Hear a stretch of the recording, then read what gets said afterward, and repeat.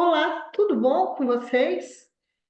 Hoje eu trago mais um vídeo para vocês aqui no meu canal do YouTube e aproveito já para dizer que se você estiver gostando dos meus conteúdos, aproveite para se inscrever e curtir o meu vídeo.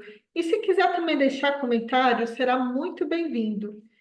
Hoje nós vamos falar um pouquinho sobre a neuropsicologia na prática, no dia a dia, no cotidiano. Sabe todos aqueles termos, aqueles nomes difíceis que a gente acaba trazendo nos laudos, nos manuais? Hoje eu vou trazer exemplos muito práticos para você entender como todos esses nomes se aplicam no dia a dia. Então vamos lá. Então, aplicação da neuropsicologia clínica no dia a dia. Introdução. A neuropsicologia é o ramo da psicologia que estuda a relação entre o cérebro e o comportamento humano. Então, eu vou falar um breve histórico, realmente muito rápido, só para localizar você aí no tempo e no espaço. A neuropsicologia é um campo relativamente novo, mas as suas raízes são profundas, pois há séculos existe o interesse em entender como o cérebro influencia o comportamento e as funções cognitivas. Afinal, como as funções cognitivas se manifestam no dia a dia? Vou explicar todas muito detalhadamente para você. Memória. Nós temos a memória de curto prazo, que no dia a dia a gente vê em lembrar um número de telefone ou uma lista de compras enquanto vai ao supermercado. E temos também a memória de longo prazo, que seria recordar eventos passados, como um aniversário da infância, ou mesmo o conteúdo de uma aula assistida há meses. A atenção. Temos a atenção seletiva, que é focar em uma conversa em um ambiente ruidoso, como um restaurante cheio de pessoas. Temos também a atenção sustentada, que seria manter o foco em uma tarefa por um período prolongado, como ler um livro ou trabalhar em um projeto sem se distrair. Temos também a atenção dividida, que é fazer duas tarefas ao mesmo tempo, como cozinhar enquanto conversa ao telefone. A linguagem. Temos a produção da fala, que é participar de uma conversa, escolhendo palavras e formando frases de maneira coerente. E temos a compreensão da linguagem, que seria entender as instruções de um professor ou o enredo de um filme. A percepção. Nós temos a percepção visual, que seria reconhecer rostos familiares ou interpretar sinais de trânsito enquanto dirige. E temos também a percepção auditiva, que seria identificar diferentes sons no ambiente, como o toque do telefone ou uma sirene ao longe. Habilidades visoespaciais. Por exemplo, um arquiteto que desenha plantas de casas, visualizando como os diferentes espaços se conectam e como os móveis serão dispostos. Funções executivas. Nós temos a situação de um gerente que organiza uma equipe para completar um projeto dentro do prazo, distribuindo tarefas e monitorando o progresso e ajustando o plano conforme é necessário. Mas as funções executivas nós temos várias, e eu vou falar detalhadamente um pouquinho de cada uma delas e como elas se aplicam no dia a dia. Planejamento e organização. Nós temos planejamento de uma viagem, organizar itinerários, reservar passagens e acomodações e preparar uma lista de itens a serem levados. Temos a organização do trabalho escolar, um estudante que organiza o seu tempo para estudar para várias provas, dividindo o material em partes gerenciáveis e criando um cronograma de estudo. Tomada de decisão. Escolhas alimentares. Por exemplo, você decidiu que vai comer num restaurante com base nas suas preferências pessoais, restrições dietéticas e informações nutricionais. E também escolha de carreira, por exemplo, pesquisar diferentes profissões, avaliar prós e contras e decidir qual caminho seguir com base em interesses e habilidades. Controle inibitório. Resistir a impulsos. Evitar comprar itens desnecessários enquanto faz compra, mesmo que estejam em promoções. Temos também gerenciamento de conflitos, que é manter a calma e não reagir de forma agressiva durante uma discussão acalorada. Flexibilidade cognitiva. Mudança de planos. Adaptar-se rapidamente à mudança de planos, como reorganizar uma reunião que foi cancelada no último minuto. Resolver problemas inesperados. Encontrar soluções alternativas quando confrontado com um problema inesperado, como um contratempo técnico durante uma apresentação. Monitoramento e avaliação. Revisão de trabalho, revisar e corrigir um relatório antes de enviá-lo, verificando erros de digitação e inconsistências. E acompanhamento de metas. Monitorar o progresso em relação a metas pessoais ou profissionais e fazer ajustes conforme necessário para garantir que sejam alcançadas essas metas que foram traçadas. A memória operacional. Lembrar de instruções. Seguir instruções complexas dadas verbalmente, como uma receita culinária ou direções para chegar a um lugar novo. E também o gerenciamento de tarefas múltiplas, manter várias tarefas ao mesmo tempo, como cozinhar vários pratos simultaneamente, sem esquecer etapas ou ingredientes. Isso tudo faz parte da memória operacional. Agora nós vamos falar de aplicações práticas. E o que seria isso? Primeiro, assim, sempre que a gente percebe na clínica que um paciente tem dificuldade em alguma das funções cognitivas ou em alguma das funções executivas, a gente auxilia a criar estratégias para que o paciente possa usar aquilo no dia a dia, tentando melhorar a sua produtividade em relação àquilo, né?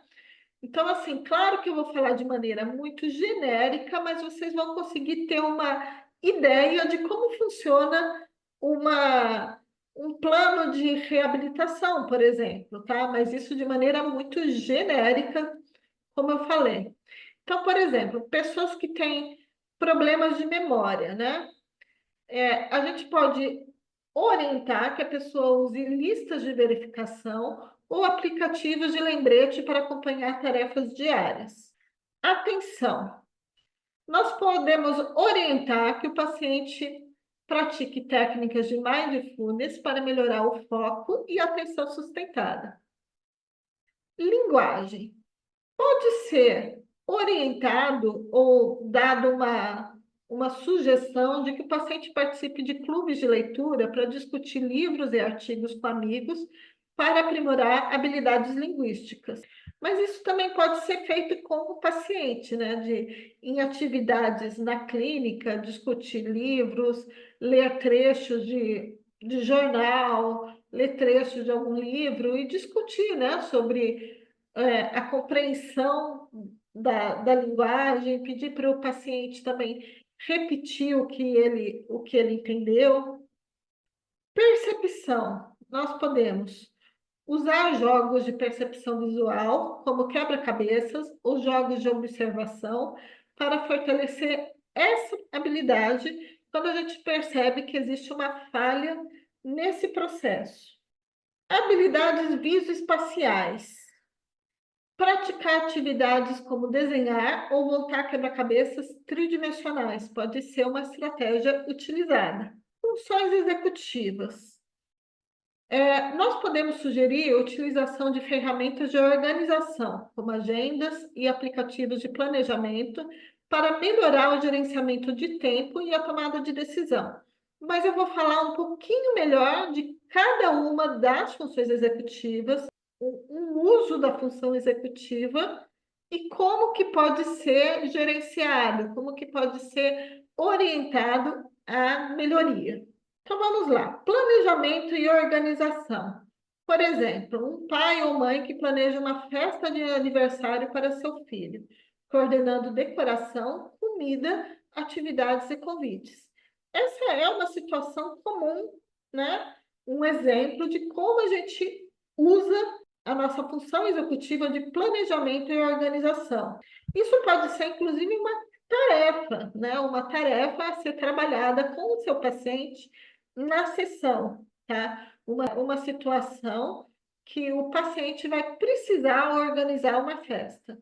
Então, a gente pode orientar e utilizar junto do paciente aplicativos de calendários e listas de tarefas para organizar o dia e garantir que todas as tarefas sejam concluídas. E isso a gente pode fazer esse passo a passo com o paciente. Tomada de decisão. Então, por exemplo, um profissional que analisa diferentes propostas de emprego, considerando salário, localização, benefícios e oportunidade de crescimento. O neuropsicólogo pode ajudar o paciente a criar listas de prós e contras para ajudar a tomar decisões informadas em situações complexas. Controle inibitório. Um estudante que escolhe estudar por uma prova importante ao invés de sair com os amigos, resistindo à tentação de procrastinar.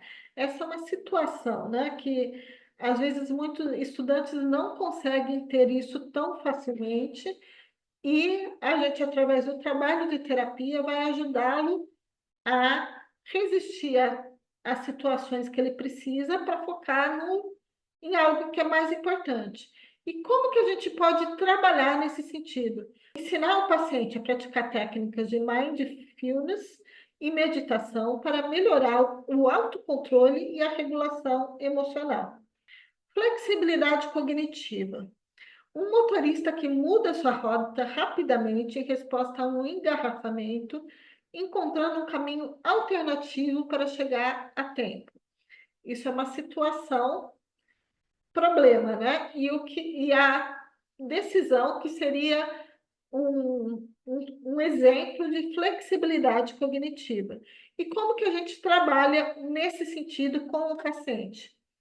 Ajudar o paciente, envolvendo ele em atividades que exijam adaptação e mudança, como jogos de estratégia ou aprender uma nova habilidade. Monitoramento e avaliação. Um atleta que revisa seu desempenho após um treino, ajustando seu plano de treinamento para melhorar áreas específicas. Isso é um exemplo de uma situação de monitoramento e avaliação. E como que a gente pode trabalhar com o nosso paciente que tem uma dificuldade nesse sentido, nessa função executiva? Nós podemos ajudar ele a estabelecer metas claras e medir regularmente progresso em direção a essas metas, ajustando estratégias conforme o necessário. E, por último, memória de trabalho. Um executivo que participa de uma reunião e anota mentalmente os pontos principais para discutir com a equipe. E a gente bem sabe que aí é um ponto que pode dar problema, né? Eu, por exemplo, se eu ficar contando só com a minha memória de trabalho, talvez aconteça falhas. E o que o psicólogo, o neuropsicólogo, pode trabalhar com o seu paciente? Ensinar ele a praticar técnicas de memorização e manter notas para auxiliar na retenção e manipulação de informações temporárias. A gente tem sempre que lembrar que o nosso cérebro tem uma capacidade limitada de guardar informações. Então, é normal que haja alguns esquecimentos. Então, por isso que é importante a gente praticar algumas técnicas e fazer anotações. Então, esses exemplos mostram como as funções cognitivas são essenciais para a realização de tarefas cotidianas e como sua otimização pode beneficiar o desempenho em várias áreas da vida. E mostram também como as funções executivas são cruciais para a realização de tarefas diárias, influenciando a eficácia e a eficiência com que as pessoas navegam em suas vidas pessoais e profissionais. Então, hoje você conseguiu ver um pouquinho de como o nosso trabalho de neuropsicologia se aplica na prática e como está muito interligado com atividades cotidianas. A gente dá nomes que podem parecer às vezes complexos, mas estão tudo aí no nosso dia a dia.